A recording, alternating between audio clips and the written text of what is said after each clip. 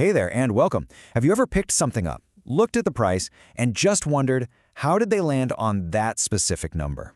Well, it's definitely not random. Today, we are pulling back the curtain and unpacking the incredible hidden story behind the price tag. So, let's start with the big question. What is really hiding inside that price tag? I mean, sure, it's a number. But behind that number is a whole saga, a story of every nut and bolt, every hour of work, every machine humming away, and a whole lot of strategy. This isn't just some math problem. It's the number that can literally make or break a business. And that's the big idea I want you to hold on to. A cost estimate isn't just about addition and subtraction.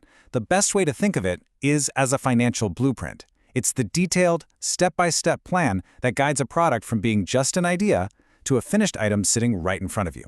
Now, if we get official for a second, this is the textbook definition. It's a strategic, systematic process. But did you catch that last word?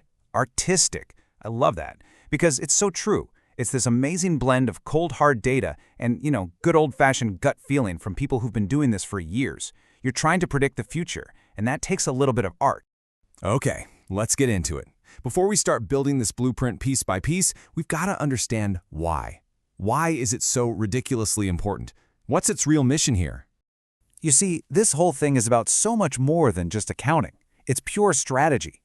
This blueprint guides almost every major decision. It's what helps a company put in a bid for a huge contract, knowing they can actually make money. It answers that classic question, is it cheaper to make this part ourselves or just buy it from someone else? It even lets you see your potential profit before you've even made a single thing. All right, time to roll up our sleeves. Let's get into the nuts and bolts. We're going to start putting together the actual pieces that make up this financial blueprint. So what exactly is added to the list? So, you might think it all starts on the factory floor, right? Nope, it starts way before that. First, you have to account for the cost of just dreaming up the product, the design time. Then, the time it takes to create super detailed engineering drawings. Then all the planning. And what if you need special tools built just for this job? See? Every single one of those steps has its own price tag.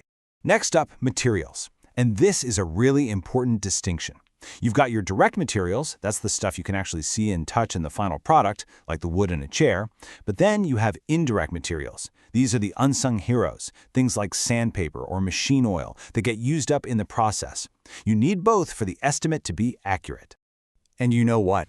It's the exact same idea when it comes to labor. Direct labor is the person whose hands are physically making the thing, the welder, the person running the machine. But they can't do their job without indirect labor. That's the maintenance crew keeping the machines in shape, or the person in the stockroom making sure the welder has what they need. Can't have one without the other. And then, you've got the big one, overhead. The easiest way to think about this is it's the cost of just keeping the lights on. It's the rent for the factory, the electricity bill, the salaries for the managers. These costs aren't for any one specific product, so the real challenge, the real art, is figuring out how to fairly spread that cost across everything that gets made. And this chart, this is just fascinating, because it reminds us of something crucial. People aren't robots. Look at these numbers. A huge slice of time is budgeted for things that aren't making the product. You've got personal breaks, time to switch out a tool, and get this, sometimes a huge chunk is just for fatigue. These aren't wasted time, they're the real human costs of doing business, and you have to include. So we've talked a lot about the what that goes into the cost. But what about the who? Who are these financial architects, the people actually in charge of drawing up this super complex plan?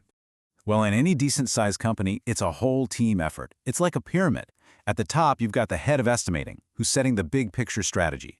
Then you've got section leaders, maybe one for each product line. The folks in the trenches, doing the real number crunching, are the detail estimators, and it's all held together by technical clerks managing all that data. It really is a well-oiled machine. But of course, one size doesn't fit all here. How this team is structured totally depends on the company's size. In a small shop, hey, the production manager might just do all the estimating themselves to keep things lean and fast. But in a giant corporation, it's a whole specialized department, probably with its own sub-teams for different products, all to get that number as accurate as humanly possible. So what kind of person does this job? What does it take to be a top-notch estimator? I mean, just look at this toolkit. You have to be part engineer, able to read these crazy complex blueprints. You have to be part market analyst, always knowing the price of steel or plastic, and you have to be a financial wizard with a deep knowledge of accounting. It's an incredibly diverse and demanding skill set. Okay, so our blueprint is drawn up, all the costs are tallied, we have our total. Now for the moment of truth, turning that internal number into the price you and I actually see on the shelf. So, that giant number we've been building this whole time, that has a name. It's the manufacturing cost. This is the grand total of everything: materials, labor, overhead, all of it, from the second the raw materials come in the door to the moment the finished product is sealed in a box. This is our foundation. But you're not done yet. To that manufacturing cost, the company adds one last, absolutely crucial piece of the puzzle: the profit margin. And this isn't just extra cash. It's the lifeblood of the company.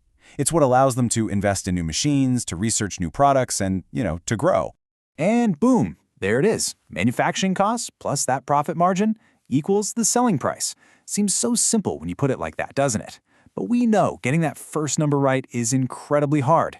And deciding on that second number, well, that's where the strategy comes back in. And that profit margin? It is definitely not just pulled out of thin air. It's shaped by the world around it. If you're in a market with tons of competition, guess what? Your margin has to be thin to compete. But if your product is known for being the absolute best quality, you can command a higher margin. Or maybe you sell millions of units. You can afford to take a tiny slice of profit on each.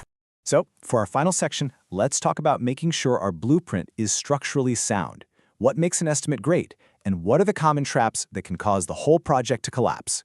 Every single solid estimate is built on these 4 pillars. First up, obviously, is accuracy. If your numbers are way off, the whole thing is useless. Second is scope. You have to define every single bit of work required, otherwise you get nasty, expensive surprises later. Third, you've got risk. You have to plan for what might go wrong. And finally, time. A realistic schedule is just as vital as a realistic budget. And believe me, things can and do go wrong. Now, some errors are just unavoidable.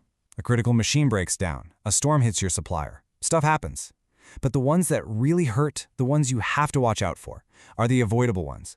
Using last year's pricing data, a simple math error, or just not thinking through the problem carefully enough. Those are the mistakes that can truly sink.